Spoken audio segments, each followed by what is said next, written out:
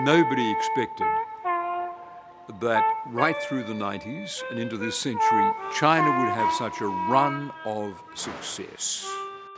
Well, China basically defies many of these predictions that if you don't reform your political system, then you will collapse. There is a whole industry in the West predicting that China is going to collapse. What is ridiculous is that the people continue credibility. I mean, the most farcical is Gordon Chang, who wrote a book in 2002 called The Coming Collapse of China. Okay, China hasn't collapsed. The problem in the West is that they had a wrong theory of China. They thought that China's economy should not succeed. When the facts went against that, instead of examining the facts and saying, well, why is our theory wrong? We predicted that China's economy would not grow. There would be a big disaster in China. Our theory was wrong, therefore what's wrong with our theory? They attempt to deny the facts. They say our theory is right, China hasn't really grown, or China hasn't really improved its social conditions, or perhaps if they can't get away with that, because China's had the world's most rapidly growing economy for the last 38 years, they say, well, it's about to collapse. It will collapse next year. And then when it doesn't collapse next year, they'll say that it'll collapse the year later, right? That's not got nothing to do with science, and it's what I call fantasy literature.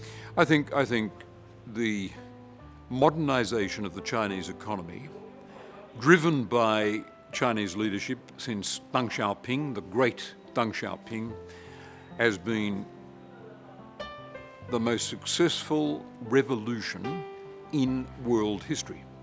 Yeah, the biggest change is that China has had the year after year of high economic growth. Back when I was watching the emergence of Deng Xiaoping and his reforms, nobody expected that right through the 90s and into this century, China would have such a run of success. No one expected that.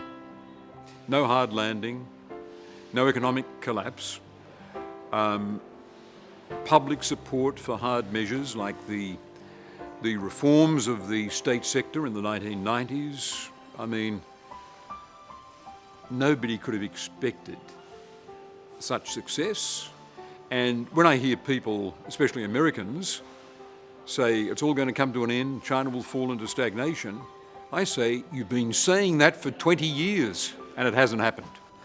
Well, China basically defies many of these predictions that if you don't reform your political system, then you will collapse. And if you don't reform your economic system in a way they want, further marketization, then you will encounter a lot of problems. But on the other hand, this kind of predictions of doom may underestimate the resiliency of the present system in responding to this crisis or these issues that accumulate from the lack of reform. Eventually, generally, they are able to deal with some part of these issues, some of them completely gone, and then later, of course, other new issues come out, they are also able to respond. Having said that, the China's model is unique in that sense that it is able to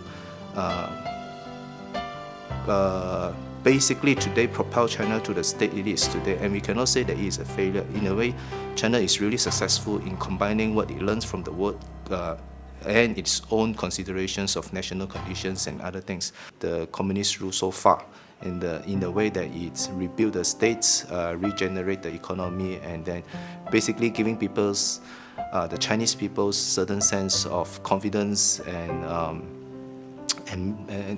in their own country.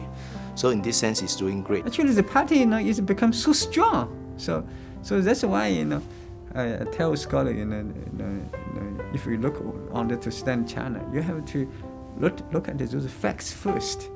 Don't, you should not have an ideology biased perspective toward China.